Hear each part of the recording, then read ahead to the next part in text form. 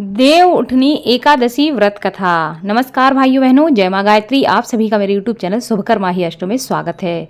आज के इस वीडियो में सुनते हैं देव उठनी एकादशी की व्रत कथा, देव ग्यारस की कथा।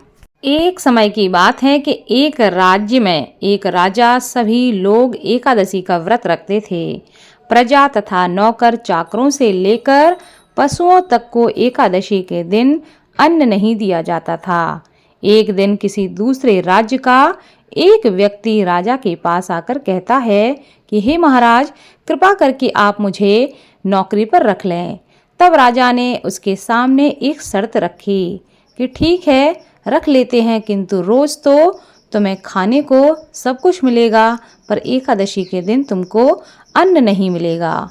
उस व्यक्ति ने उस समय हाँ कर दी, पर एकादशी के दिन जब उसे फलाहार का सामान दिया गया तो वह राजा के सामने जाकर गिड़गिड़ाने लगा कि हे महाराज, इससे मेरा पेट नहीं भरेगा, मैं भूखा ही मर जाऊंगा, मुझे अन्न दे दो। राजा ने उसे शर्त की बात याद दिलाई, पर वह अन्न छोड़ने को राजी नहीं हुआ। तब राजा ने उसे आटा, दाल, चावल इत्यादि दिए। वह नित्य की तरह नदी पर पहुंचा और स्नान करके भोजन पकाने लगा। जब भोजन बन गया तो वह भगवान को बुलाने लगा, आओ भगवान, भोजन तैयार है। उसके बुलाने पर पीताम्बर धारण किए हुए भगवान चतुर्भुज रूप में आ पहुँचे तथा प्रेम से उसके भोजन को करने लगे। भोजनादि करके भगवान अंतर्ध्यान हो गए तथा वह अपने काम पर चला गया। 15 दिन बाद अगली एकादशी को वह राजा से कहने लगा कि हे महाराज, मुझे दुगना सामान चाहिए। उस दिन तो मैं भूखा ही रह गया।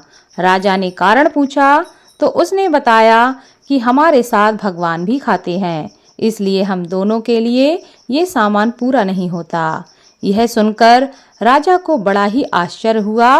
वह बोला कि मैं नहीं मान सकता कि भगवान तुम्हारे साथ खाना खाते हैं।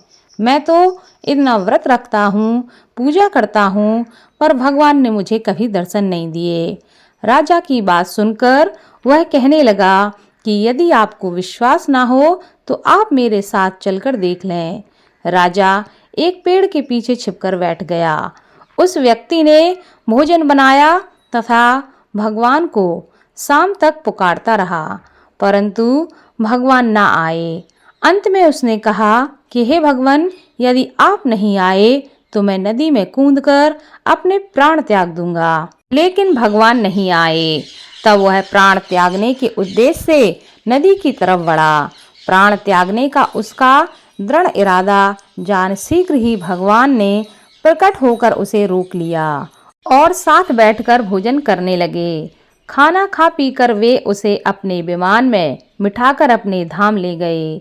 यह देख राजा ने सोचा कि व्रत उपवास से तब तक कोई फायदा नहीं होता जब तक मन शुद्ध ना हो। इससे राजा को यह ज्ञान मिला। वह भी मन और व्रत उपवास करने लगा और अंत में स्वर्ग लोक को प्राप्त हुआ। इसी से संबंधित एक और प्राचीन कथा है जो शास्त्रों में मिलती है।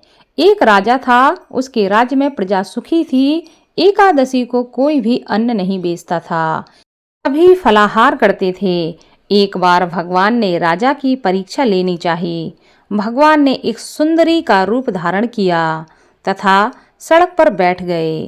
तभी राजा उधर से निकला और सुंदरी को देख चकित रह गया।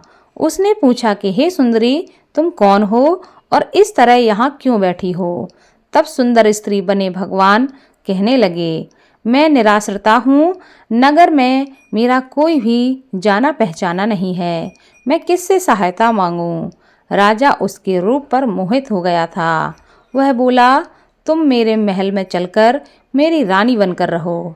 सुंदरी कहने लगी, मैं तुम्हारी बात मानूंगी, पर तुम्हें राज्य का अधिकार मुझे सौंपना होगा। राज्य पर मेरा पूर्ण अधिकार होगा। मैं जो भी बनाऊंगी तुम्हें खाना होगा। राजा उसके रूप पर मोहित था अतः उसकी सभी शर्तें उसने मान लीं। अगले दिन एकादशी थी। रानी ने हुक्म दिया कि बाजारों में अन्य दिनों की तरह अन्न बेचा जाए। उसने घर में मांस मछली आदि पकवाए तथा परोस कर राजा के सामने खाने के लिए रख दिए। यह देखकर राजा कहने लगा कि रानी आज एकादशी है, मैं केवल फलाहार ही करूँगा। तब रानी ने शर्त की याद दिलाई और बोली, या तो खाना खाओ, नहीं तो मैं बड़े राजकुमार का सिर काट दूंगी। राजा ने अपनी स्थिति बड़ी रानी से कही तो बड़ी रानी बोली, महाराज धर्म ना छोड़ें, बड़े राजकुमार का सिर दे दें। पुत्र तो फिर मिल जाएगा पर धर्म नहीं मिलेगा। इसी दौरान बड़ा राजकुमार खेल कर आया गया। माँ की आंखों के आंसू देखकर वह रोने का कारण पूछने लगा। माँ ने उसे सारी बात बता दी। तब वह बोला, मैं सिर देने के लिए तैयार हूँ। पिताजी के धर्म की रक्षा जरूर होनी चाहिए। राजा दुखी मन से राजकुमार का सिर देने को तैयार हुआ तो रानी के रूप से भगवान विष्णु प्रकट होकर असली बात बताई। राजन, तुम इस कठिन परीक्षा में पास हो गए हो। भगवान ने प्रसन्न मन से राजा से वर मांगने को कहा तो राजा बोला, आपका दिया सब कुछ है, मेरा उद्धार आप करें। उसी समय वहां एक विमान उतरा। राजा ने अपना राज्य पुत्र को सौंप दिया और विमान में बैठकर वह परम धाम को चला गया। इस कथा को सुनने मात्र से भगवान लक्ष्मी नारायण की कृपा हर मनुष्य के घर में, उसके जीवन में सदा बनी रहती है। इसलिए इस कथा को खुद सुने, आपके जो अपने हैं उनको भी इस कथा को जरूर सुनाएं। धन्यवाद।